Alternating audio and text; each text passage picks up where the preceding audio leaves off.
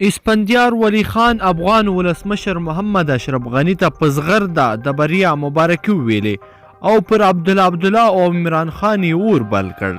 دا چې ولی خان څه ویلي دي راځئ ویډیو را سره تر اخره پورې وګورئ. ګرانو لیدونکو السلام علیکم. د افغانستان په ولسمشریزو ټاکنو کې د دوهم ځل لپاره د ولسمشر غني له بریا وروسته پښتون سیاستوال اسفندیار ولی خان هم په خپل وار سره مبارکي محمد اشرف غني ته ورکړې ده. اسفندیار ولی خان په پښتونخوا کې د پښتون ملتپال عوامي نیشنل ګوند مشر بلل کیږي. هغه نن په یو ټویټ پیغام کې افغان ولسمشر محمد اشرف غني ته په ټاکنو کې د دوهم ځل بریا مبارکي ورکړې ده.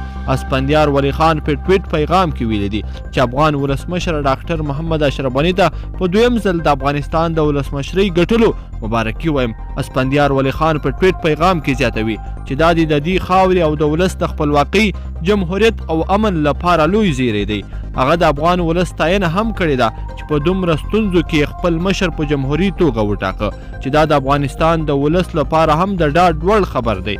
نوموړی په بشپړ ټویټ پیغام کې لیکي چې افغان ولسمشر محمد اشرف غني ته په دویم ځل د افغانستان ولسمشرۍ ګټلو مبارکي وایم. دا د دې خاورې او د ولس د خپلواکۍ جمهوریت او امن لپاره لوی زیری دی. په دومره ستونزو کې خپل مشر په جمهوري توګه په ټاکلو افغان ولس هم دا د وړ دی. په افغانستان کې امن د ټولې منطقې د امن لپاره خورا زیات مهم دی. اسفندیار ولی خان تل له افغانستان سره خواخوږي او خوښي شریکه کړې ده.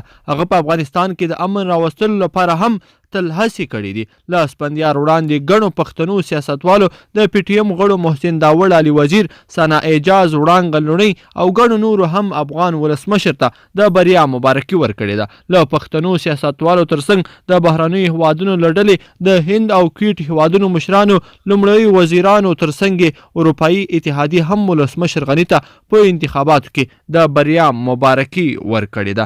ګرانو لیدونکو په دې هیله چې دغه ویډیو به مو را سره تر پایه پورې کتلې وي. که مو خوښه شوي نو در سره لایک کړئ او نور ملګرو سره هم شریک کړئ.